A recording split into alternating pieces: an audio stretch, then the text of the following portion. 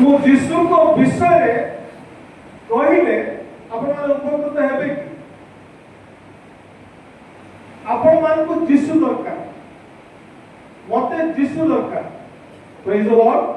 ବିଶ୍ୱାସୀ ଯୀଶୁଙ୍କ ବିଷୟରେ ଶୁଣିଲେ ଆମର ପେଟ ପୁରିବ ନାହିଁ। ଆମକୁ ଯୀଶୁ ଦରକାର ଡାଇରେକ୍ଟ। କେତେ ଜଣ ଯୀଶୁକୁ ଚାହୁଁଛନ୍ତି? ଟିକେ ହାତ ଦେଖିବ, ପ୍ରଭୁ ଦେଖିବେ। ହାଲେଲୁୟା। ଆପଣମାନେ କେହି ଦ୍ୱନ୍ଦ୍ୱ ହେବେନି। ମୁଁ କଣ କହିବାକୁ ଚାହୁଁଛି ଆଉ ଟିକେ କ୍ଲିୟର କରୁଛି।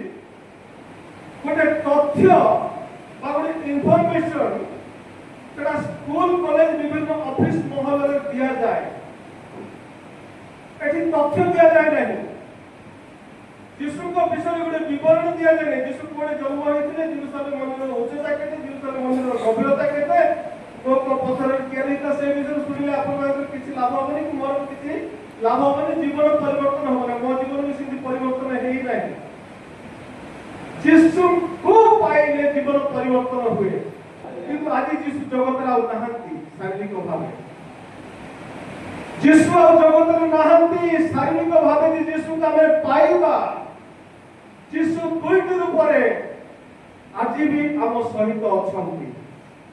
ତାହାଙ୍କର ବାକ୍ୟ ରୂପରେ। ହାଲେଲୁୟା। ପ୍ରେଜ୍ ଦ ଲର୍ଡ। ଯୀଶୁ କୋଉ ରୂପରେ ଆମ ସହିତ ଅଛନ୍ତି? ତାହାଙ୍କର ବାକ୍ୟ ରୂପରେ। ଆହୁରି ମଧ୍ୟ ଗୋଟେ ରୂପରେ ଯୀଶୁ ଆମ ସହିତ ରୁହନ୍ତି ଅଦୃଶ୍ୟ ଭାବରେ। କୋଉ ରୂପରେ? ଆତ୍ମା ରୂପରେ। ପ୍ରେଜ୍ ଦ ଲର୍ଡ। ଯୀଶୁ ବାକ୍ୟ ରୂପରେ ଆମ ସହିତ ରୁହନ୍ତି ଏବଂ ଆତ୍ମା ରୂପରେ ଆମ ସହିତ ରୁହନ୍ତି। ବାକ୍ୟ ଏବଂ ଆତ୍ମା ମଧ୍ୟକୁ ଆମେ ଯେତେବେଳେ ଯାଉ ଆମର ଯୀଶୁଙ୍କ ସହିତ ସାକ୍ଷାତ ହେଇଯାଏ। ଆମର ଏହି ସ୍ଥାନକୁ ଆସିଅଛୁ, ମନ୍ଦିରକୁ ଆସିଅଛୁ, ତାହାଙ୍କ ସାନ୍ନିଧ୍ୟକୁ ଆସିଅଛୁ, ତାହାଙ୍କ ଉପସ୍ଥିତିକୁ ଆସିଅଛୁ ଯୀଶୁଙ୍କ ବିଷୟରେ ଗୋଟେ ତଥ୍ୟ ଶୁଣିବା ପାଇଁ ନୁହେଁ, ଇନଫର୍ମେସନ ଶୁଣିବା ପାଇଁ ନାହିଁ, 10-15ଟା ପଏଣ୍ଟ ଶୁଣିବା ପାଇଁ ନାହିଁ, ବହୁତ ଗୁଡେ ରେଫରେନ୍ସ ଶୁଣିବା ପାଇଁ ନାହିଁ। ପୁରୁଣା ବିଶ୍ୱାସୀ ସାରା ଯୀଶୁଙ୍କ ସହିତ ସାକ୍ଷାତ କରିବାକୁ ଆମେ ଆସିଅଛୁ। ଆଉ ଏଠି ଯୋଉମାନେ ଠିଆ ହେବେ, ପାଳକ, ପ୍ରଚାରକ, ବିଶପ, ମୋ ଭଳିଆ ପ୍ରଚାରକ ମାନେ, ତାଙ୍କର ଦାୟିତ୍ୱ, କର୍ତ୍ତବ୍ୟ, କାମ ହଉଛି ଲୋକମାନଙ୍କୁ ଯୀଶୁଙ୍କ ସହିତ ସାକ୍ଷାତ କରାଇବା। ଯୀଶୁଙ୍କୁ ପାଇବା କିପରି? ଯୀଶୁଙ୍କ ସହିତ ସାକ୍ଷାତ ହେବ କିପରି? ମୁଁ ବର୍ତ୍ତମାନ କହିଲି ଯୀଶୁ ଦୁଇଟି ରୂପରେ ଆମ ସହିତ ସାକ୍ଷାତ କରନ୍ତି, ତାହାଙ୍କର ବାକ୍ୟ ଏବଂ ତାହାଙ୍କର ଆତ୍ମା ରୂପରେ। ବର୍ତ୍ତମାନ ଇଏ ହେଉଛି ବାକ୍ୟର ସମୟ। କିନ୍ତୁ ବାକ୍ୟ ଯେତେବେଳେ ଆତ୍ମା ରୂପରେ ଆମେ ଶୁଣିଥାଉ, ସେଇଠି କାମ ହେଇଥାଏ, ଜୀବନ ପରିବର୍ତ୍ତନ ହେଇଥାଏ। ବାକ୍ୟକୁ ଯେତେବେଳେ ପାଠ ବେଳେ ଆମେ ଶୁଣୁ, ବହି ବେଳେ ଶୁଣୁ, କାହାଣୀ ବେଳେ ଶୁଣୁ, ଗପ ବେଳେ ଶୁଣୁ, ଜ୍ଞାନ ବଢେ। ପିଲାଦିନରୁ ସଣ୍ଡେ ସ୍କୁଲରୁ ଆଜି ପର୍ଯ୍ୟନ୍ତ ଜଗନ, ଯକ୍ଷ, ଜିଓଜିକାଲ ସବୁ ବିଷୟ ପାଠ ହିସାବରେ ଜ୍ଞାନରେ ଅଛି। ଜୀବନ ପରିବର୍ତ୍ତନ ହେଲା ସେଦିନ ଯୋଉଦିନ ଯୀଶୁଙ୍କ ସହିତ ସାକ୍ଷାତ ହେଲା। ଗତ ଦିନ ମାନଙ୍କରେ ଆମେ ଗୋଟେ ସାକ୍ଷ୍ୟ ଶୁଣୁଥିଲୁ। ପ୍ରଭୁଙ୍କର ଦାସ ବାଲିଗୁଡ଼ାରୁ ଆସିଥିଲେ ପାଳକ ଆଚାର୍ଯ୍ୟ ଜ୍ୟୋତିର୍ମୟ ନାୟକ, ତାଙ୍କ ସାନ ଭାଇ ସ୍ନେହମୟ ନାୟକ, ସେ ଯୀଶୁଙ୍କ ବିଷୟରେ ସାକ୍ଷ୍ୟ ଦେଉନଥିଲେ। ଯୀଶୁଙ୍କ ସହିତ ତାଙ୍କର କେମିତି ସାକ୍ଷାତ ହେଲା ସେ ବିଷୟରେ ସେ କହୁଥିଲେ। ଆସନ୍ତୁ, ଏଇଟା ହଉଛି ବାକ୍ୟର ସମୟ। ଏ ବାକ୍ୟ ଯେତେବେଳେ ଚାଲେ, ପବିତ୍ର ଆତ୍ମା ଯେତେବେଳେ କଥା କୁହନ୍ତି, ସେଇ ସମୟରେ ଆମମାନଙ୍କର ଯଦି ହୃଦୟ ଖୋଲା ଥାଏ, ଆମେ ଏକ କ୍ଷୁଧିତ ହୃଦୟରେ ବସୁ, ତୃଷିତ ହୃଦୟରେ ବସୁ, ଆତ୍ମାକୁ ଆମେ ଖୋଲିକି ବସୁ, ଯୀଶୁଙ୍କ ସହିତ ସାକ୍ଷାତ ହେଇଯାଏ। ପ୍ରଭୁଙ୍କର ଗୋଟେ ଆତ୍ମା ରହିଛି, ପବିତ୍ର ଆତ୍ମା ରହିଛି। ଆମକୁ ମଧ୍ୟ ପ୍ରଭୁ ଗୋଟେ ଆତ୍ମା ଦେଇଛନ୍ତି। ଯୋଉଦିନ ପର୍ଯ୍ୟନ୍ତ ସେଇ ଆତ୍ମା ମାନେ ଖୋଲି ନାହୁଁ, ନା ଆତ୍ମିକ ଚକ୍ଷୁ ଖୋଲିବ, ନା ଆତ୍ମିକ କର୍ଣ୍ଣ ଖୋଲିବ, ନା ଆମର ହୃଦୟ ଖୋଲିବ, ନା ଯୀଶୁଙ୍କ ସହିତ ସାକ୍ଷାତ ହବ। ତେଣୁ ଯୀଶୁଙ୍କ ସହିତ ସାକ୍ଷାତ ହେବା ହେଉଛି ଗୁରୁତ୍ୱପୂର୍ଣ୍ଣ ବିଷୟ। ଆପଣମାନଙ୍କୁ କେତେ ଗୁଡେ ପଏଣ୍ଟ ମୁଁ କହିଦେବି, କିଛି ଲାଭ ନାହିଁ। ଆଜିର ଆରାଧନା ଉପାସନା ସାର୍ଥକ ହବ ଯଦି ପ୍ରଭୁ ଯୀଶୁ ଖ୍ରୀଷ୍ଟଙ୍କ ସହିତ ଆମଙ୍କର ଏକ ସାକ୍ଷାତକାର ହବ। ତେଣୁ ପ୍ରସ୍ତୁତ ହେବା, ମନ, ପ୍ରାଣ, ଆତ୍ମା, ଶରୀର ଏକ କରିବା। ଆଜିର ମନୋନୀତ ସସ୍ପେନ୍ସକୁ ଯିବା ପୂର୍ବରୁ ଗୋଟେ ପଦ ମୁଁ କହିବି।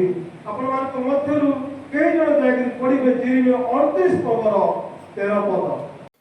ଆଉ ତୁମ୍ଭେମାନେ ଆମ୍ଭଙ୍କୁ ଅନ୍ୱେଷଣ କରିବ ଓ ସର୍ବାନ୍ତକରଣ ସହିତ ଆମ୍ଭଙ୍କୁ ଖୋଜିଲେ ଆମ୍ଭର ଉଦ୍ଦେଶ୍ୟ ପାଇବ। ଆଉ ତୁମ୍ଭେମାନେ ଆମ୍ଭକୁ ଅନ୍ୱେଷଣ କରିବ ଓ ସର୍ବାନ୍ତକରଣ ସହିତ ଆମ୍ଭକୁ ଖୋଜିଲେ ଆମ୍ଭର ଉଦ୍ଦେଶ୍ୟ ପାଇବ। ଆମେ ପରମେଶ୍ୱରଙ୍କୁ ପ୍ରଭୁକୁ ଅନ୍ୱେଷଣ କରିଥାଉ ଆଉ ପାଇଥାଉ କେତେବେଳେ ସେ ପଦଟା ଏଠି ଲେଖା ହେଇଛି ସର୍ବାନ୍ତକରଣ ସହିତ, ସର୍ବ ଅନ୍ତଃକରଣ ସହିତ, with all your heart, ମନ ପ୍ରାଣ ଆତ୍ମା ଶରୀର କିଛି ସମୟ ପାଇଁ ଆମକୁ ଦିଆଯାଇଛି 45 ମିନିଟ୍ ବାକ୍ୟର ସମୟ ବା 30 ମିନିଟ୍ ବା 1 ଘଣ୍ଟା। ସେତିକି ସମୟ ଯଦି ଆମେ କେବଳ କେବଳ କେବଳ ବାକ୍ୟରେ ଆତ୍ମାରେ ଯୀଶୁଙ୍କ ସହିତ ପରମେଶ୍ୱରଙ୍କ ସହିତ ସାକ୍ଷାତ ହେବା ପାଇଁ ମନ ପ୍ରାଣ ଆତ୍ମା ସହିତ ଏକ କରୁ, ଗୋଟେ ମାତ୍ର ପଦ ଯଥେଷ୍ଟ ଆମ ଜୀବନକୁ ପରିବର୍ତ୍ତନ କରିଦେବ, ପରିସ୍ଥିତିକୁ ପରିବର୍ତ୍ତନ କରିଦେବ। ହାଲେଲୁୟା, ପ୍ରେଜ୍ ଦ ଲର୍ଡ।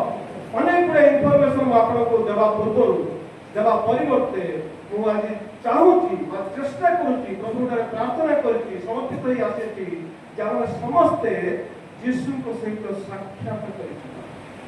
Hallelujah, hallelujah.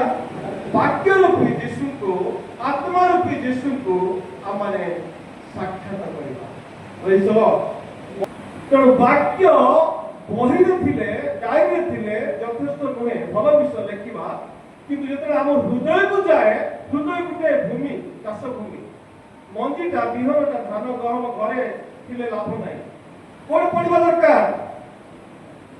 ଭୂମିରେ ପଡିବା ଦରକାର। ଭୂମିରେ ମାଟି ଭିତରକୁ ପଶିଲେ ସେଟା ସେଇଥିରୁ ଗୋଟେ ଗଜା ହବ, ଗଛ ହବ, ଫଳ ଫଳିବ, ଜାଣିଛ?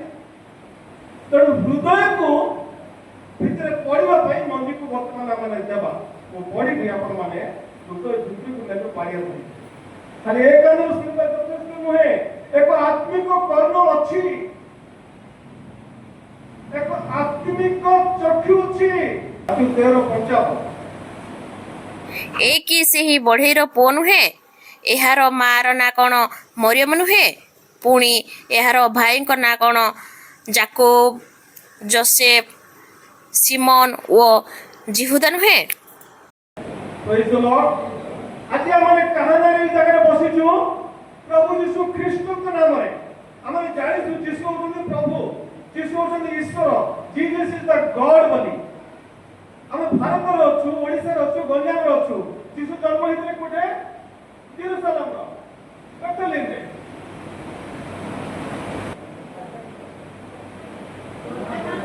କୋଉମାନେ? ପ୍ରଧାନ ଯାଜକ, ମହାଯାଜକ, ଶାସ୍ତ୍ରୀ ଆଉ ଫାରିସୀ ମାନେ ବ୍ୟବସ୍ଥାରେ ଯୋଉମାନେ କି ପକ୍ଷତ ମାନେ କଣ ପାଇଁ ମାନିଲେ? ଯୀଶୁଙ୍କୁ ଈର୍ଷା କଲେ। ଆମେ ହଉଛୁ ପ୍ରଧାନ ଯାଜକ, ଆମେ ହଉଛୁ ମହାଯାଜକ, ଆମେ ବ୍ୟବସ୍ଥା ଅନୁସାରେ ଚାଲୁଛୁ, ଆମେ ଶାସ୍ତ୍ରୀ ଫାରିସୀ ଅଟୁ, ବ୍ୟବସ୍ଥାର ସବୁ ନିୟମ କାନୁନ ଅନୁସାରେ ଚାଲୁଛୁ।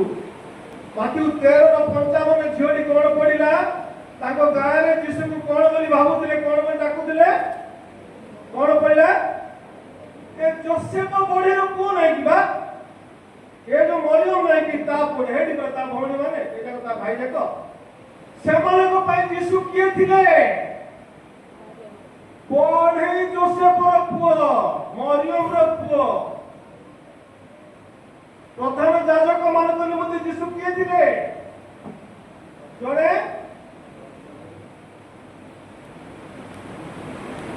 ଭଣ୍ଡ ଭାବବାଦୀ। ଇଏ ଭଣ୍ଡ କଥା କହୁଛି, ମୁଁ ଈଶ୍ୱରଙ୍କ ପୁତ୍ର ବୋଲି କହିଦଉଛି। ଆମେ ହଉଛୁ ପ୍ରଧାନ ଯାଜକ, ଆମ ଅନୁସାରେ ସବୁ କିଛି ଚାଲିଛି, ଯିହୁଦୀ ମାନଙ୍କ ରୀତିନୀତି ଅନୁସାରେ ଚାଲୁଛି। ମାରି ଦିଅ, ଆମକୁ ଦରକାର ବରବାଦ, ମାରି ଦିଅ ତାକୁ। ଲୋକମାନଙ୍କୁ କଣ ଦରକାର? ପିଲାତ ରାଜା ଡିସାଇଡ୍ କରୁଛନ୍ତି, ହାତ ଧୋଇକି ଡିସାଇଡ୍ କରୁଛନ୍ତି। ନିର୍ମଳ ହେଇଗଲା। ଲୋକଙ୍କୁ କଣ ଦରକାର? ବରବାଦ। ଯୀଶୁକୁ କଣ କରାଯିବ? ମାରି ଦିଅ ତାକୁ। से लोक माने यीशु को चिन्हि पारले नहीं सही देशरे सही गारे सही देशरे तक यीशु को चिन्हि पारले नहीं आज आपन को चिन्हिबार सुयोग पाइछु तेणु यीशु को चिन्हिबा को हेले ख्रीष्टर प्रिय मंडली पवित्र आत्मा या कहबा चाहती गोटे आज्ञा तो प्रभु को वाक्य बुझिबा पाए আমার হৃদয় খোলা থিবা দরকার এই সব হৃদয়কে খোলিবা এবং এই পদকটা মানে নেবা যখন 10 ସମସ୍ତେ କରିବା କରିବା ଚୋର କେବଳ ଚୋର କେବଳ ଚୋରି ବଧ ବିନାଶ କରିବା ନିମନ୍ତେ ଆସେ ସେମାନେ ଯେପରି জীবন পাନ୍ତି ও প্রচুর ভাবে পাନ୍ତି এথি নিমন্তে মু আসি অছি আমেন আজ মুখ্য শাস্ত্রাংশ বা প্রসঙ্গ হচ্ছে প্রচুর জীবন প্রভু যীশু খ্রিস্ট জগতକୁ আসিଥିଲେ প্রচুর জীবন দেবা পাই প্রচুর জীবন দেবা পাই প্রভু যীশু খ্রিস্ট জগতକୁ আসিଥିଲେ প্রভু যীশু খ্রিস্ট কইলে মু পথ সত্য ও জীবন প্রভু যীশু খ্রিস্টକୁ যে পায় সে জীবন পায় ও জীবন অনন্ত জীবন জগতরে এক মৃত্যু রহিছি প্রভুর মহান দাসমান মধ্য মৃত্যুকে অতিক্রান্ত করুଛନ୍ତି এই জীবন বিষয়ে কুয়া হচ্ছে প্রচুর জীবন অনন্ত জীবন প্রভু যীশু খ্রিস্ট জগতକୁ আসিলে গুহার কুণ্ডে জন্মগ্রহণ কলে বলিদান হেলে পুনর্জিত হেলে প্রচুর জীবন দেওয়া পাই আজ প্রশ্ন উঠে আমরা সেই প্রচুর জীবন পাইছুকি পাউছুকি না এক ধারাবাহিক ভাবে আমরা চালি অছু যেসা 29 র 13 পদ আমরা পড়িবা যেসা 29 র 13 পদ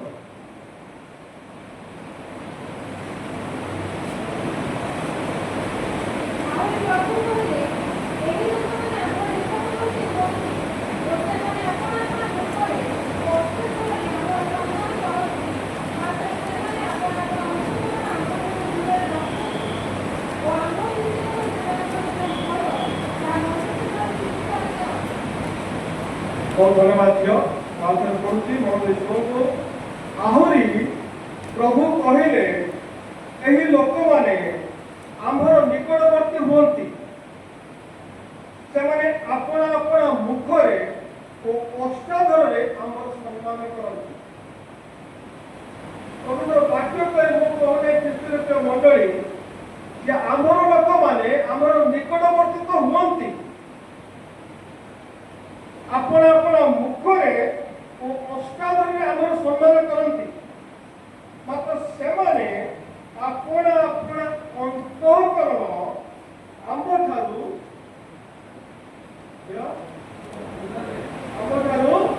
धन्यवाद बात अपना अपना अंतःकरण फूलरे रखी अछि केवल स्टेज आपण काल नाही क्षमा करियो बापा मत काल समालोचना करू क्रिटिसाइज करू नाही खाली सावधान करूची मो जंगल फॉरेस्ट जदी हेकी निज भाई जदी काट तुम बोले ताकू आलोचना करिया पे रुई नथि तेणु एटा आज जदी समय दे लाइछि मो बारे नाही देखिला बोली वाक्य जहा कथि कहि देबी खराब भाव में दुख करिबे परमेश्वर वाक्य में ख्रीष्ट मंडली आपण मानकु सावधान करिबा निमंते एई स्थान रे चूरी बजिया पई हमकु किछि किछि समय सुयोग दिया जाउछि तेणु एई स्थान रे वाक्य जहा कहूछि ताहा मु प्रकाश करूछि जे आमर निकटवर्ती लोक माने तो हुअन्ति आपण आपण मुखरे अष्टाधरे आमर सम्मान करन्ति किंतु सेमाने आपण आपण अंतःकरण आमर ठारू दूरे रखि अछन्ति सेति पई सेमाने हमकु देखि पाउ नांति कि आमर रब सुनि पाउ नांति रविवार सेमाने कर जो भय ताहा मनुष्य ठारू के पढतो लास्ट लाइन टिके पढते पद जिनि 29 पद जिनि 29 की लास्ट लाइन टिके पढंतु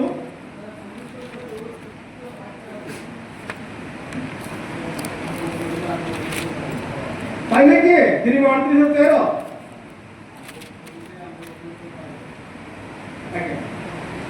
ତେବେ ଏ ପଦରେ ଲେଖାଯାଏ ଆମ ବିଷୟକ ସେମାନଙ୍କର ଯେଉଁ ଭୟ ତାହା ମନୁଷ୍ୟ ଠାରୁ ଶିକ୍ଷିତ ଆଜ୍ଞା ଅଟେ। ଟିକେ ମହାରାଜ ମୁଁ ଜଣେ ଫରେଷ୍ଟର, ମୁଁ ଯେତେବେଳେ ଅଫିସରକୁ ଦେଖା କରିବାକୁ ଯାଏ ମୁଣ୍ଡରେ ଗୋଟେ କ୍ୟାପ୍ ପିନ୍ଧେ, ଖାକି ଡ୍ରେସ୍ ପିନ୍ଧିକି ତାଙ୍କୁ ସାଲ୍ୟୁଟ୍ ମାରେ। କାହିଁକି ସାଲ୍ୟୁଟ୍ ମାରିବାକୁ ମୁଁ ବାଧ୍ୟ, ଦରମାଟା କଣ ଦେଇଛି। ତାର ମାନେ ନୁହେଁ ଯେ ମୁଁ ତାଙ୍କୁ ଭୟ ଭକ୍ତି କରୁଛି। କେତେଟା ମଧୁ ଅଫିସର ଅଛନ୍ତି, ଲାଞ୍ଚ ଅଫିସର ଅଛନ୍ତି, ତାଙ୍କୁ ଭୟ ଭକ୍ତି କାହିଁକି କରିବି, କିନ୍ତୁ ମୁଁ ସାଲ୍ୟୁଟ୍ ମାରିବାକୁ ବାଧ୍ୟ। କାରଣ ଆମକୁ ସେମିତି ଶିକ୍ଷା ଯାଇଛି, ଆମକୁ କେତେଟା ବିଷୟ ଶିକ୍ଷା ଯାଇଛି, ଆମେ ସେ ଅନୁସାରେ ଚାଲିଛୁ ନା ପରମେଶ୍ୱରଙ୍କ ପ୍ରତି ପ୍ରକୃତିରେ ଆମର ଭୟ ରହିଛି। ଏ ପଦ ଆମକୁ ପ୍ରଶ୍ନ କରେ ଯେ ଆମର ପରମେଶ୍ୱର ପ୍ରତି ଯେଉଁ ଭୟ ଆମେ ଦେଖୁଛୁ ତାହା ମନୁଷ୍ୟ ଠାରୁ ଶିକ୍ଷିତ ଆଜ୍ଞା ନା ପରମେଶ୍ୱରକୁ ଆମେ ଭୟ କରୁଛୁ। ପ୍ରଚୁର ଜୀବନ ପାଇବାକୁ ଆମେ ପ୍ରଚୁର ଜୀବନ ପାଉ କେତେବେଳେ? ଯେତେବେଳେ ଆମର ଅନ୍ତଃକରଣ ନମ୍ର ହୁଏ, ଆମର ହୃଦୟ ଶୂନ୍ୟ ହୁଏ।